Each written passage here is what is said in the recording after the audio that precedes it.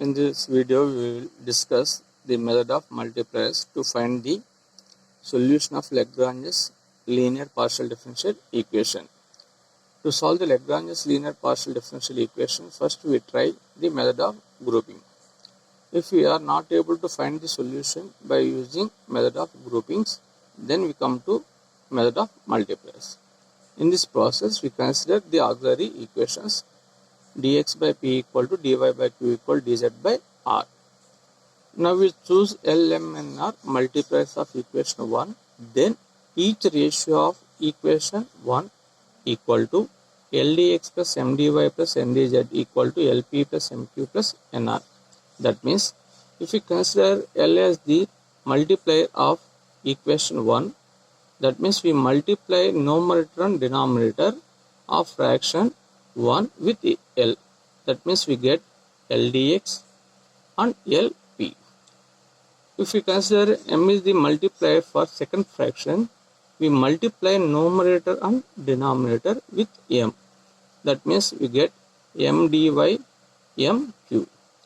If suppose N is taken as the multiplier for third fraction, then we multiply numerator and denominator with N. Then we get N dz by NR. By adding these resulting numerators, we get L dx plus M dy plus N dz. By adding all these resulting denominators, we have LP plus MQ plus NR. This is the fraction corresponding to the multipliers L, M, N.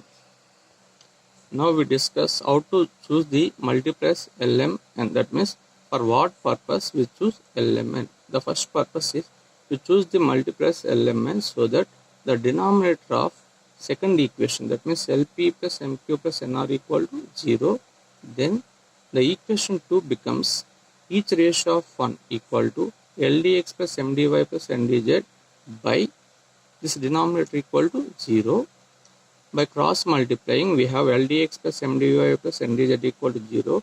By taking integrals on both sides, we get the solution. That means we select the multipliers L, M, N so that the denominator of equation 2 must be equal to 0.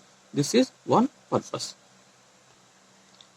The second purpose of choosing L, M, N or multipliers is if we are able to write the numerator L dx plus M dy plus N dz is an exact differential of the denominator. Then that means equation 2 becomes each ratio of 1 equal to derivative of the denominator. That means derivative of LP plus MQ plus NR.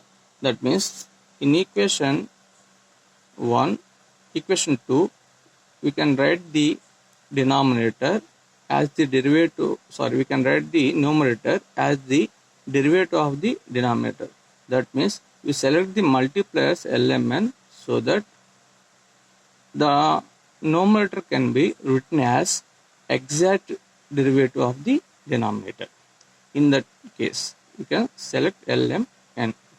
Now I will explain this with the following example.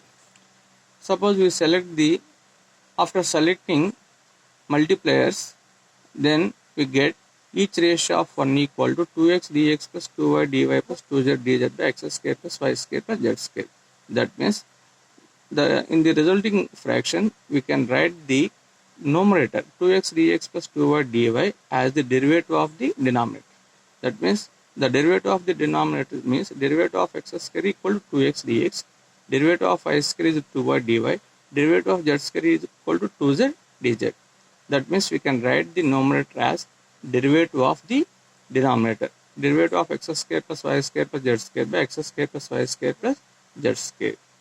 That means we can choose the multipliers L, M, N so that the first condition is the denominator of the resulting fraction must be equal to 0, and the second purpose is we select L, M, N so that the numerator of the resulting fraction can be written as derivative of the denominator.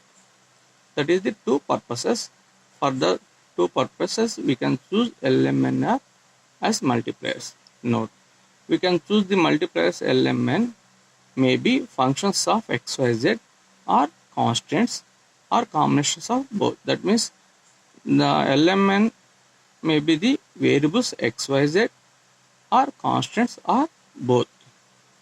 Here we consider some examples of set of multipliers from the problems of the textbook. The first example, in this example, we can select the multipliers as 1, 1, 1. That means here there are constants or 1 minus 1, 0, 0, 1 minus 1. In the third example, x, y, z are multipliers. That means these are the functions of x, y, z. Fourth example, 1 by x, 1 by y, 1 by z. Or we may consider one like 1 by x square, 1 by y square, 1 by z square as multipliers. In fifth example, we consider x comma y comma 1 as multipliers. In the sixth example, we consider 1 comma 2x y comma minus x as multipliers.